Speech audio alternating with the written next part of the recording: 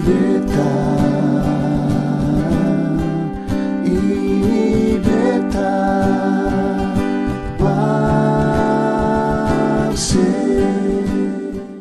Saudara yang terkasih dalam Tuhan Yesus Kristus, dimanapun saudara berada, kasih dan kemurahan Tuhan itu akan terus berada di samping setiap pribadi yang percaya kepada Tuhan. Saudara, dengarkanlah firman Tuhan yang akan kita baca dan renungkan malam ini menjadi dasar perenungan kita. Markus 11 ayat 24. Di sana firman Tuhan berkata, "Karena itu aku berkata kepadamu, apa saja yang kamu minta dan doakan, percayalah bahwa kamu telah menerimanya, maka hal itu akan diberikan kepadamu." Saudaraku, seringkali khotbah mengingatkan kita agar percaya akan kuasa Tuhan, tetapi seringkali kita lupa dan mengabaikannya begitu saja. Terlebih saat masalah dan penderitaan menimpa kita. Entah itu sakit, krisis keuangan, dan hal-hal banyak yang lain.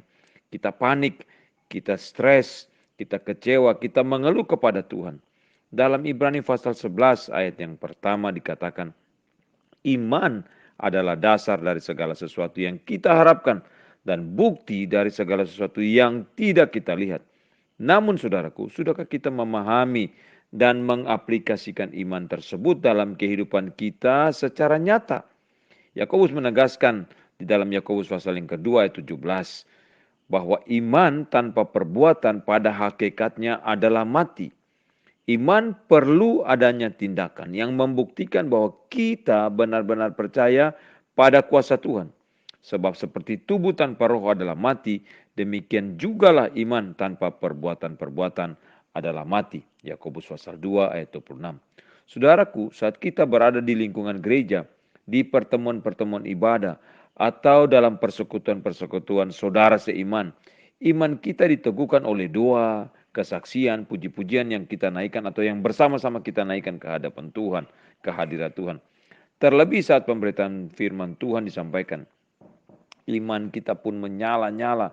Tapi saat kita dihadapkan pada masalah yang silih berganti datang memenuhi hidup dan pergumulan kita, sakit penyakit yang belum tentu sembuh, anak-anak yang memberontak, dan orang-orang tua yang susah untuk melihat masa depan, berbagai doa dan permintaan tolong kita kepada Tuhan yang belum kita mendapatkan jawabannya. Iman kita mulai lemah dan keraguan menguasai hati dan pikiran kita. Apakah mungkin masalah-masalah ini bisa terselesaikan?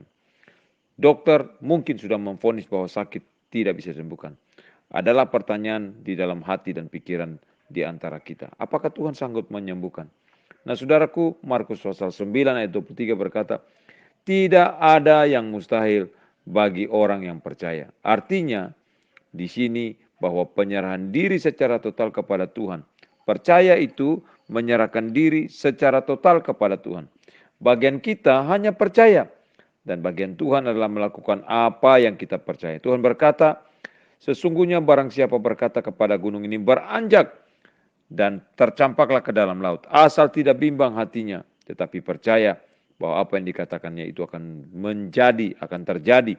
Maka hal itu akan terjadi baginya. Saudaraku yang terkasih dalam Tuhan, segala sesuatu yang tidak mungkin atau tidak terjangkau oleh akal pikiran saudara dan saya sebagai manusia, itulah yang Tuhan lakukan atas hidup kita. Asal iman kita tidak goyah dan tetap teguh. Namun seringkali kita tidak sabar dalam menanti pertolongan yang dari Tuhan. Saudaraku yang terkasih dalam Tuhan, marilah kita belajar bahwa sungguh kuasa Tuhan itu tidak terbatasi oleh apapun. Yang Tuhan mau dalam hidup dan kehidupan kita adalah kita percaya, dan kita sungguh-sungguh percaya kepada Tuhan dan mengandalkan Tuhan dalam segala hal. Tuhan tolong kita dan terus pakai hidup kita untuk memancarkan kemuliaan Tuhan, menjadi saluran berkat Tuhan. Terlebih di dalam hidup percaya dan ketaatan kita, kita belajar untuk terus tunduk dan taat kepada Tuhan. Terpujilah Tuhan dari kekal sampai kekal.